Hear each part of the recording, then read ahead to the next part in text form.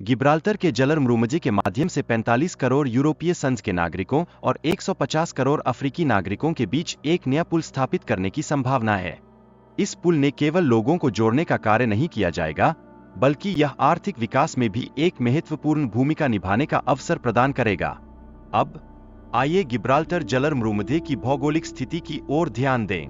इसकी लंबाई और चौड़ाई बेहद महत्वपूर्ण है, जो कि केवल 57 किलोमीटर लंबा और 13 किलोमीटर चौड़ा है। इस छोटे से क्षेत्र में दोनों महाद्वीपों के निकटता की अद्भुत झलक देखने को मिलती है। इस जलमरूमजे की तुलना स्वेज नहर से की जा सकती है। स्वेज नहर एक मानव निर्मित मार्ग है जो अंतर्राष्ट्रीय जल परिवहन के लिए एक महत्वपूर्ण कड़ी प्रस्तुत करता है। इससे यह स्पष्ट है कि गिब्राल्टर जलमरूमजे भी एक महत्वपूर्ण जलमार्ग का काम कर सकता है। हर दिन गिब्राल्टर जलमरूमजे से करीब 300 तेल जहाज गुजरते हैं। ये तेल जहाज अरबों रुपए के मूल्य के होते हैं और इस कारण यह क्षेत्र ऊर्जा की आपूर्ति के लिए अत्यंत महत्वपूर्ण बन जाता है।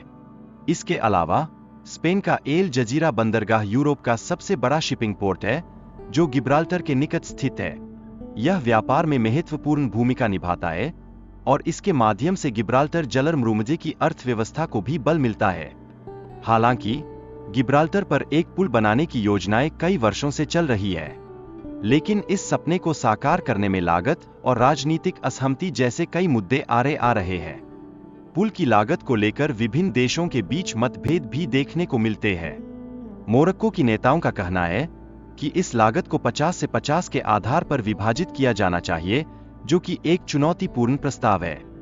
जब चैनल टनल की तुलना की जाती है, तो यह पता चलता है कि पुल के उपयोगिता और लाभ उठाने की क्षमता को लेकर संदेह भी है। यह सवाल उठता है कि क्या यह परियोजना वास्तव में व्यवहारिक है। गिब्राल्टर के जलमरूमजे में पुल निर्माण के तकनीकी चुनौतियां भी है।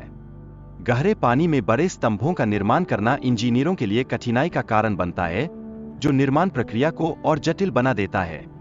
भूकंपों का खतरा इस क्षेत्र में बेहद उच्च है। अफ्रीकी और यूरेशियन प्लेटों का मिलन भूकंपीय गतिविधियों को जन्म देता है, जो पुल के लिए एक संभावित खतरा पैदा करता है। इससे भी महत्वपूर्ण बात यह है कि गिब्राल्टर के जलमरूमजे का समुद्री तल स्थिर नहीं है। यहाँ नरम मिट्टी की परतें हैं, जो किसी भी संरचना का समर्थन नहीं कर सकती है, जो पुल निर्माण के लिए एक और चुनौती बन जाती है।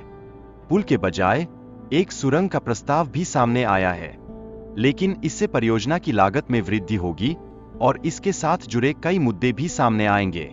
इस प्रकार गिब्राल्टर के जलमरूमजे के भविष्य के विकास के लिए कई प्रस्ताव, समस्याएं और संभावनाएं हैं।